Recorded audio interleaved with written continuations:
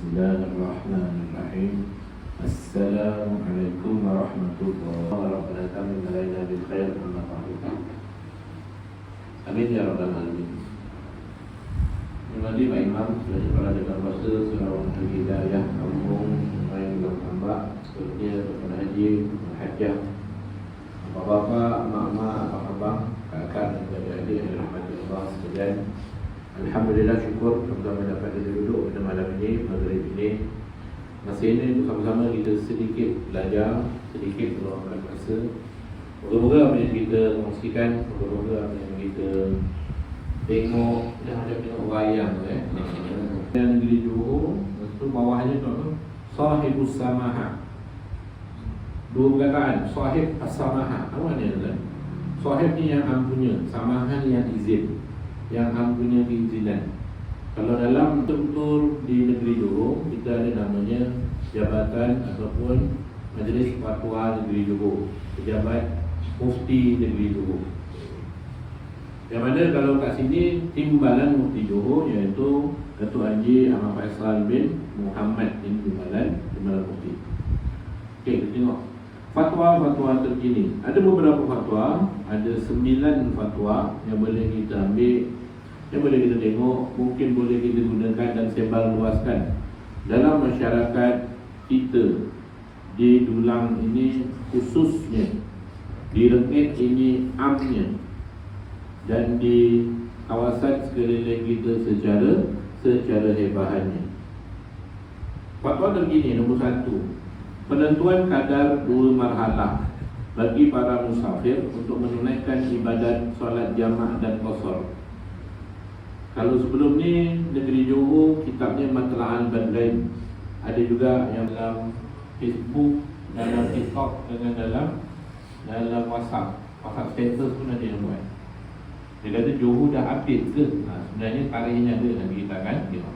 Kita tengok dulu tajuknya. Yang kedua, kebenaran pemerintah, iaitu ulil amri. Ulil amri ni apa? Yang ampunya kuasa untuk memerintah. Kita panggil pemerintah. Sebagai syarat sah solat fardu Jumaat. Maksudnya apa? Kena ada hitam putih daripada pihak atas, baru tempat tu boleh buat sembahyang Jumaat. Kalau tak sah. 3. Ajaran Johor. Kita baca nombor 4, uruf zakat emas perhiasan negeri Johor. Uruf maksudnya apa? Adat, kebiasaan ataupun berapa timbangan yang dibenarkan untuk negeri Johor. Parat mana kena zakat, parat mana tak kena zakat. Kalau kita panggil uruf.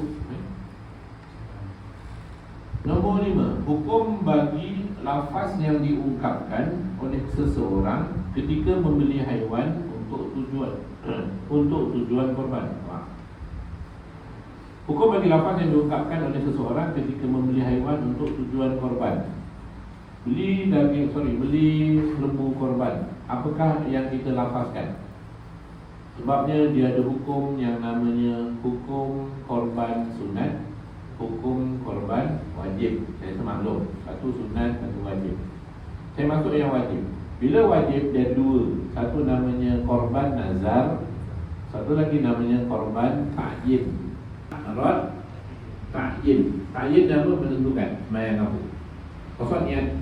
Ta'arad kita niat sembahyang, dan ta'yin itu menentukan. Jadi kita menentukan lembu tu, dan kita tetapkan lembu tu, ni lembu yang aku beli umurnya 3 bulan. Aku nak buat baka, aku nak buat lembu. Lagi 2 tahun, insya-Allah aku nak buat korban lembu ni. Lembu tu tak boleh makan. Bahawa kita namakan lembu itu korban ta'yin. Kita akan bahas nombor 5. Baik, nombor 6, hukum mengenai industri penternakan lembu Kobe, KOBE. Talak raja ni talak yang boleh rujuk, iaitu talak 1 dan talak 2. Lain yang 3 namanya talak bain. Maksudnya rujuk dengan pertubuhan boleh ke tidak, ni kita akan tengok dia punya fatwanya. 8, hukum vape. Vape adalah kan rokok elektronik. 9, hukum permainan kuda kepak. Ini pun panjang. Bahawa bab majlis fatwa negeri Johor dah dah mengeluarkan fatwa yang kita panggil tepat, tak ada dakwa-dakwi berkenaan dengan kuda Jepang. Okey. Kita tengok tajuk nombor 1. Penentuan kadar 2 marhalah bagi para musafir untuk menunaikan ibadat solat jamaah dan qasar. Apa ada 2 marhalah kan? 2 marhalah adalah satu ukuran yang digunakan oleh orang Arab. 2 marhalah. Dan 2 marhalah ini adalah yang Nabi guna untuk bolehnya kita panggil musafir atau tidak. Kalau dalam hukum musafir ni dia ada 3. Satu namanya musafir, satu namanya mabit, ataupun mastautin, musafir, alamak nombor 2 tak keluar nak kata.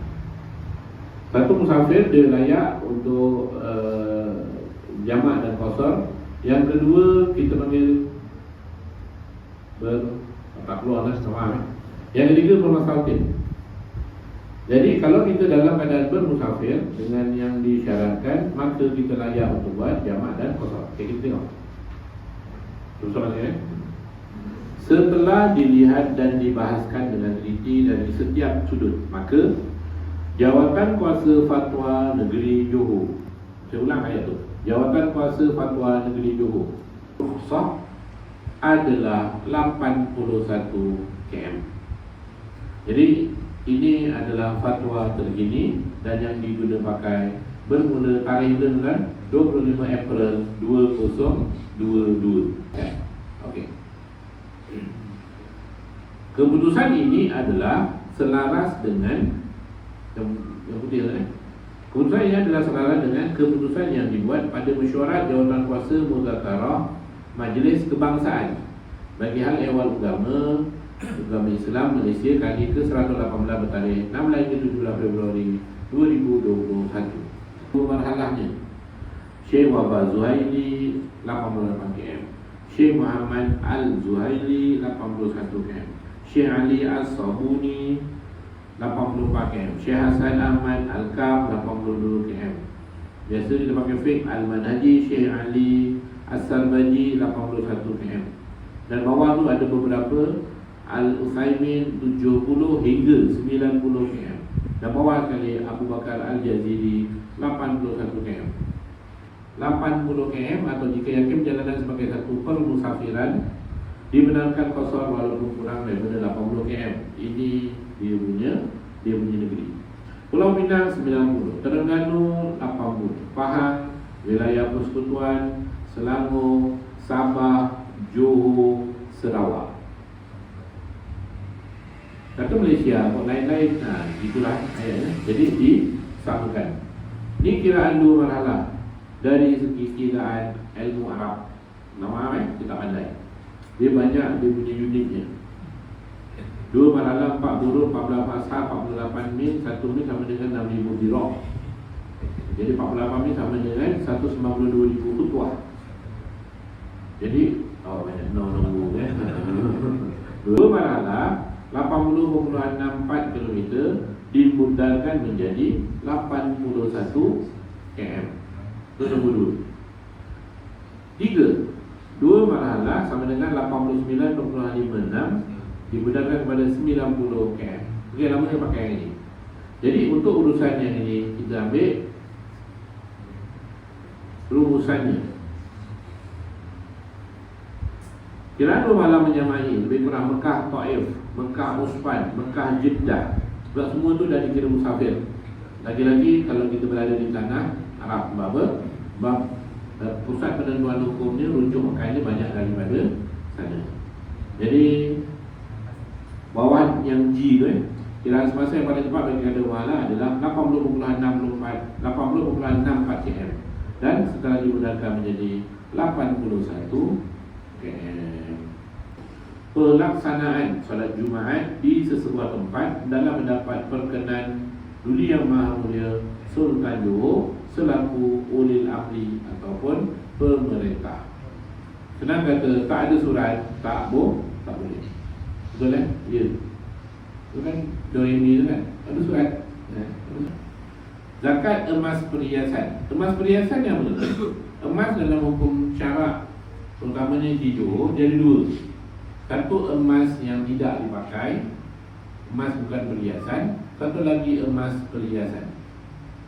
Emas yang bukan perhiasan ni contohnya mana? Contoh dinar, gold bar, emas yang putus. Dan emas itu dalam satu tempat yang tidak dipakai walaupun sekali dalam setahun. Semua tujuh muafakat, okey. 800 gram, alhamdulillah, tahniah. Hurufnya apa dengan 425. Jadi belennya ada berapa? 375 gram. Wah, tak kira lah, alhamdulillah. Tempat lain saya buka kalkulator. Ini pencet apa ni ya? Nilai gram emas yang wajib dizakatkan. Betul? Ya. Kita ambil nilai berapa? 375. Okey. RM-nya berapa? Kalau contoh emas 916, hari ini lebih kurang RM303 segram. RM303. Aku baru beli, baru 240. Itu 2 tahun lepas je. Ya.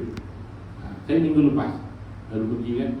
Ditarik masuk, kita pun tak berdaya nak menolak. Jadi kita pun kira kan. Saya ambil lah, mudah kata RM300. Contoh RM 375 kalikan dengan 300. Oh ni kalau boleh jawab ni, saya pakai kalkulator lah 375 kali 300 sama dengan, betul lagi 112.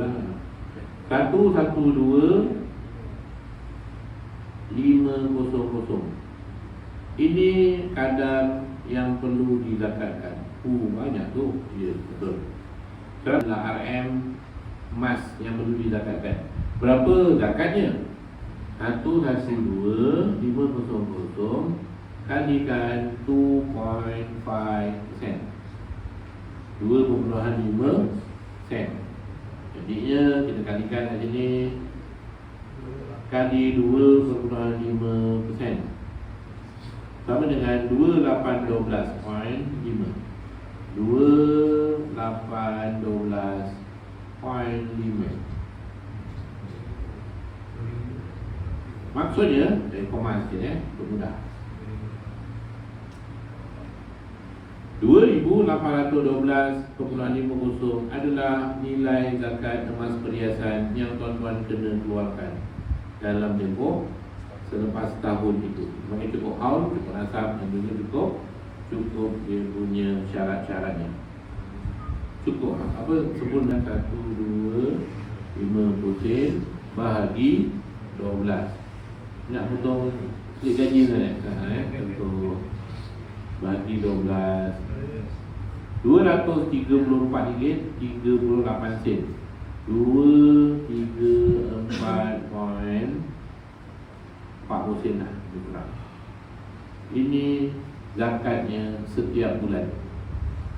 Contoh 2024 habis, contoh kira sampai berapa? Sampai 3112. Betul. Kira emas kita ada 800 gram ya. Emas yang kau pakai tu banyak juga bang. Ya. Tadi kan 15, betul? 15 utas kan? Kalau satu utas 50 gram, 50 atau 50. Urusan pengkaji yang menetapkan uruf emas perhiasan diletakkan pada kadar 425 gram berdasarkan kepada asas berikut. Nah, ini mungkin boleh kita baca. A. Kadar pemakaian emas perhiasan dalam kalangan wanita Muslim negeri Johor secara purata adalah sebanyak 42.5 gram, di mana 75% daripada responden maksudnya apa? Dia buat survey, orang buat jawapan. Kajian memakai 75 daripada responden kajian memakai emas kurang daripada jumlah tersebut. Contoh dia buat satu survey, 75% yang jawab tu dipakai emas kurang daripada 42.5 gram. B. Kadar purata ini digandakan dengan 10 kali ganda berdasarkan kaedah yang diamalkan oleh Imam An-Nawawi yang membawa jumlah kepada 425 gram. Mengambil kira hasil dapatan kajian kadar timbangan emas yang dipakai oleh setiap peringkat golongan masyarakat Muslim negeri Johor, kebanyakannya tidak melebihi 425 gram. Hasil kajian menunjukkan tidak menjadi kelaziman dalam masyarakat memakai emas melebihi 425 gram. Ini contoh. Kita ambil lah yang atas ya. Okey. Bawah, maka kadar 425 gram ini dianggap munasabah kerana apabila diandaikan nilai tersebut adalah 155,000, contoh yang atas tadi itu, jika dibagikan kepada 12 bulan, ianya adalah berjumlah sekian, menyamai pendapatan golongan kategori T20 di negeri Johor Darul Ta'lim. Kalau emasnya lebih banyak itu, dibagikan nilainya, dibagikan dengan 12, macam itu gajinya, maka gajinya adalah gaji T20, bukan M40 dan bukan B40. Yang dijualkan. Okey, terima kasih. Ada tak sumber rujukan tertulis yang boleh kita dapat perkara tersebut? Jawapannya ada di Pejabat Agama Johor. Pejabat Mufti. Kita diberi satu, iaitu namanya buku fatwa yang diwartakan. Fatwa yang diwartakan artinya fatwa yang dikaitkan dengan undang-undang. Kalau melanggar fatwa tersebut, maka undang-undang boleh ambil tindakan. Itu yang kami diberi bukunya. Untuk fatwa-fatwa yang tidak diwartakan, kami tak dapat buku itu. Jadi kena rujuk ke Pejabat Mufti Johor. Boleh dapat ke tak? InsyaAllah nanti saya cuba dapatkan. Tak dapat banyak, dapat sikit untuk rujukan bersama. Dapat dua tiga naskah kan? InsyaAllah. Jadi untuk kita cuba cari dapatkan buku rujukan fatwa negeri Johor untuk kita guna sama-sama di dekat surau dan mereka masjid juga. Okey, insyaAllah. Ustaz, katakanlah kita pakai sekejap ke, satu hari ke, 1 jam ke, adakah dia masih lagi dikenakan zakat? Jawapannya Dia melebihi daripada 425 gram. Jawapannya ya. Contoh, saya ada emas beratnya 400 gram. Contoh saya ada emas 400 gram tu selama ni saya tak pakai pun, atau pakai sekejap. Okey. Jadi kalau saya tak pakai langsung dalam masa tahun ni, orang rumah lah pakai, maksudnya tidak digunakan langsung dalam masa setahun, ianya jadi emas yang tidak digunakan, ataupun kita panggil bukan emas, bukan perhiasan. Hukumnya berapa tuan-tuan? 85 gram. Kalau tuan-tuan ada 400, tak pakai setahun tu, langsung tak pakai, dia jatuh hukum 85 gram kena zakat. Tapi kalau tuan-tuan pakai 85 ke 85 gram saja. Tapi kalau emas itu dipakai, pakai dan dipakai, berapa timbangannya tuan-tuan? Kita kena 425. Selama ni 850. Mudah kata kalau tuan-tuan emasnya sekilo, memang kenalah pertama. Yang kedua, kalau emasnya ada lebih 85 gram, tuan pakai ke tidak? Kalau pakai tak lebih 45, tak kena zakat. Okey. Jadi kalau emas itu tidak dipakai, memang emas itu tak boleh pakai, tak, bukan saya tak nak pakai. Nak pakai pun gancunya tak ada. Nak bikin kat kedai emas tak nak bikin. Ini zaman Puteri Gunung Ledang ni, dah tak mau bikin kan. Mau trade in tolak, ya kami boleh ambil. Cuma ni maka dia jatuh kepada emas yang tidak boleh dipakai ataupun emas bukan perhiasan. Dan emas itu timbangannya berapa kan? 85. Dapat ya? Kan? Okey. Terima kasih. Itu moga-moga sekumpulan kita ada manfaat. Saya harap untuk bagi yang dapat, kita boleh ambil dan gunakan. Apa maksudnya gunakan kan? 81 pakai, okey, tak ada masalah. Yang nombor 4 tu, urus zakat tu. Saya buat lupa lah kan. Buat lupa kan. Dia nak cakap apa? Ada. Ambillah ilmu ini sebagai satu kewajiban yang kita kena tunaikan. InsyaAllah ada keberkatan dan ada dia punya hikmah daripada penetapan hukum yang tersebut. Maaf, saudara-saudara, moga-moga permulaan kita bermanfaat. Sekian, Assalamualaikum warahmatullahi wabarakatuh. Bismillahirrahmanirrahim. Allahumma allimna ma yanfa'una ya wa jalla